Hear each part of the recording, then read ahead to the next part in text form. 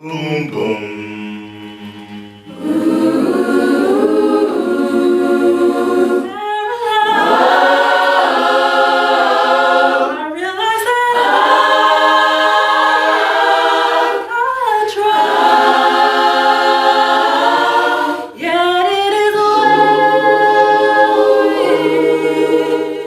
My name is Ruth and I'm 20 years old. I love musical theatre, I love music, I love gospel music especially.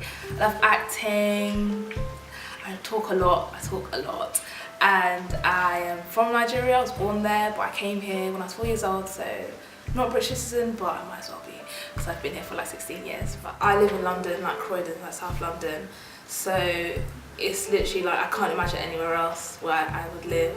Like I don't think I'll ever move out of Croydon really. So I do enjoy living in London and the culture. I feel like in that sense I probably share a lot more of London's culture and the way I live my life more than probably Nigeria, where I'm from.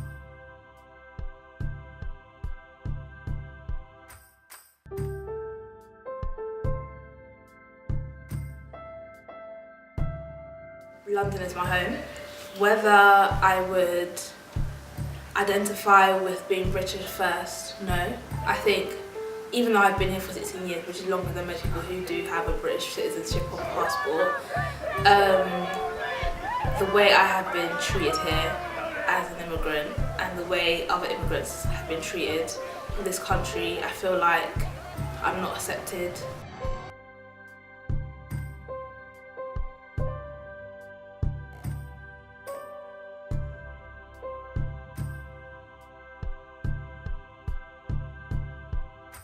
I think I was initially more confused than shocked because I had previously watched a YouTube video of somebody else explaining that they couldn't go to university for X, Y, Z reasons, but at the time I didn't understand why. I didn't think it applied to me.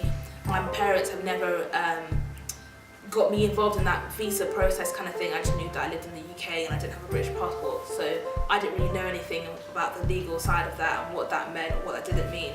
So university was just like, yeah, I'm going to university, why wouldn't I? I remember in year 9 I wrote a 5-year plan for my life because I was like, yeah, I'm gonna go to do my A-level, do psychology, and then go to university and do psychology there as well.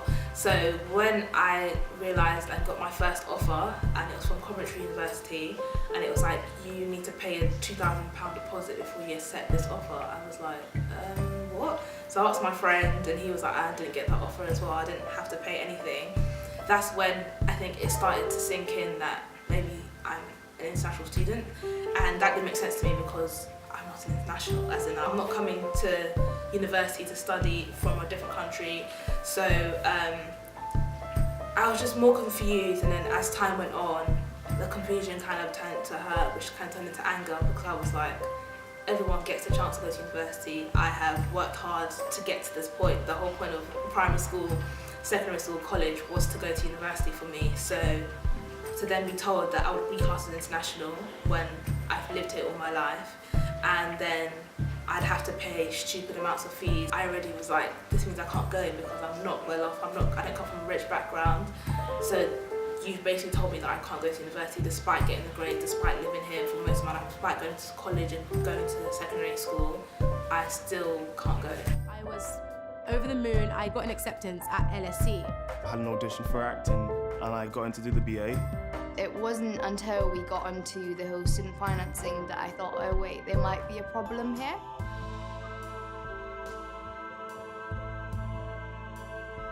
I co-lead Let Us Learn with a young woman called Chrisanne Jarrett, and we basically do all things to do with student finance, access and immigration. The students that we work with are typically ethnic minorities who were born outside of the EEA and came into the UK at a very young age. Let Us Learn were amazing. They first of all kind of made me understand my visa situation, because it's really confusing and my mum couldn't really explain, or she may not even have enough information to explain what that means and what that means for my student finance situations. They kind of got me to understand what was going on.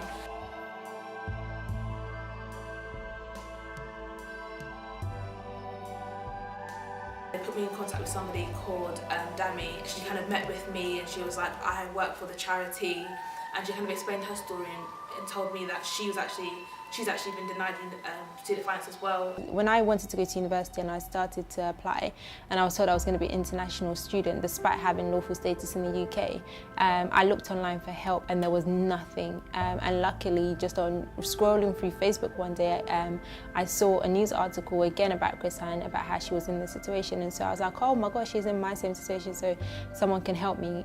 But that was back in early 2015 or late 2014.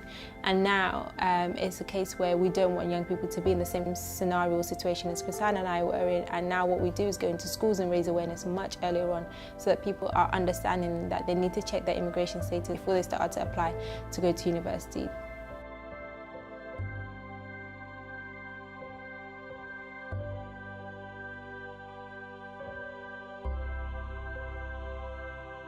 After my degree, I plan to eventually become Dr. Ruth, so then I can open up my own clinical practice here. That's like my life's goal, and somewhere along those lines, maybe perform as well.